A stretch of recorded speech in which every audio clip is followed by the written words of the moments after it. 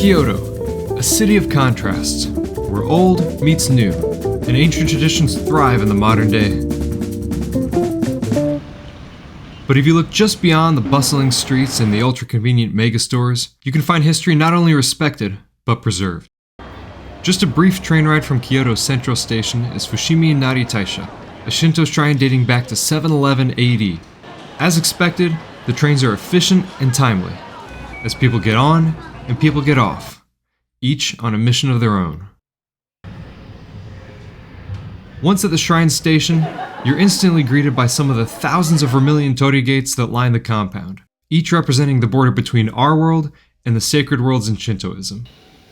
Aside from the torii gates, the long hike up to the main shrine is lined with natural features like lush vegetation and tranquil streams, all existing in harmony with the reverent and stately religious installations, creating a feeling as though time is standing still.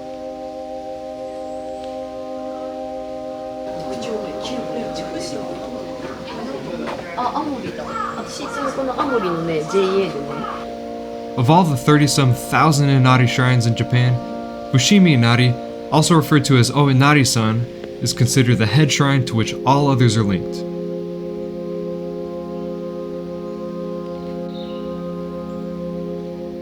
And while there are many different dedications of shrines in Shintoism, Inari shrines are built to worship the deity they're named after, Inari Okami, the protector of rice, agriculture, and fertility, who is also associated with industry and worldly success. Commonly found at these shrines are statues of foxes, often holding symbolic items or wearing red bibs. These foxes represent Inari's messengers.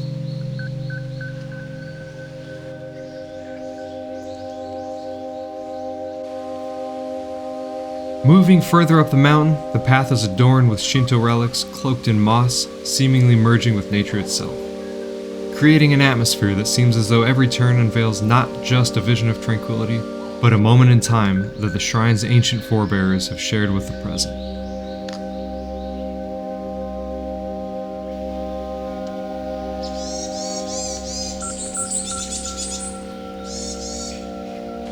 Sake bottles, as well as collection boxes, can often be found at Inari shrines throughout the complex as visitors leave offerings to the deity as a ritual of prayer and to pay respect. And while home to the Fushimi Inari Taisha shrine, many animals also call the complex home. This includes ravens, cats, and even monkeys.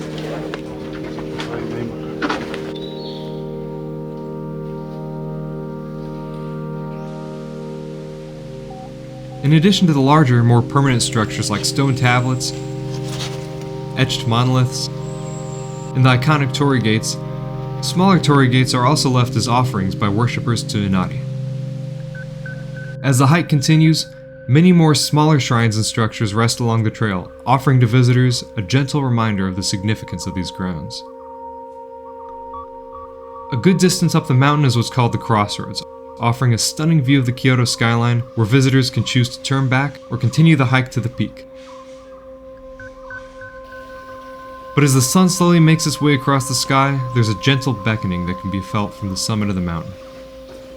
The location that long ago defined what we know it as today. As legend has it, thousands of years ago there lived a nobleman named Irogu no Hata no Kimi. He was a highly skilled archer and a revered member of the Hata clan, a powerful family known for their patronage to Buddhism and Shinto practices. One day, while practicing his archery, Irogu decided to use a mochi, a Japanese rice cake, as his target. This was not out of disrespect, but rather a part of certain ritual practices at the time.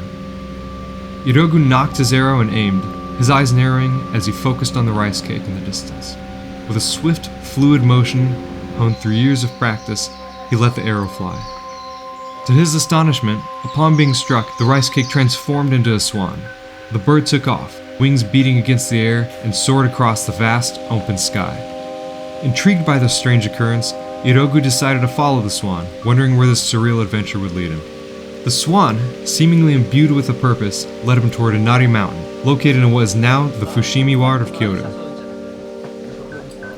Finally, the swan descended upon the peak of this mountain. But by the time Irogu reached the spot, the swan was gone. Instead, he found a small, humble shrine, glowing with a serene, divine presence.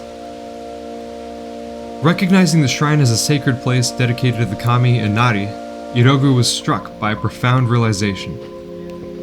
The transformed rice cake, the mystical swan, and the unassuming shrine at the peak, he saw these not as mere coincidences, but as signs of the divine.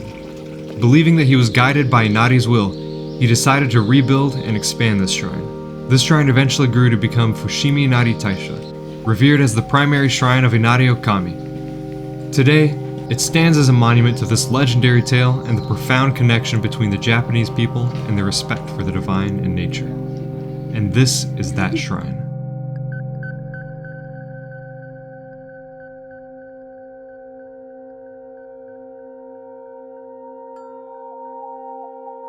But just before reaching the summit, there was something I noticed off the main path.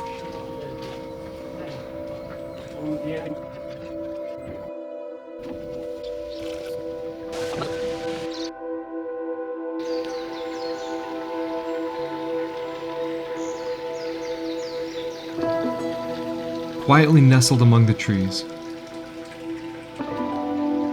offering a resting place for weary travelers, a close-knit collection of small sub-shrines.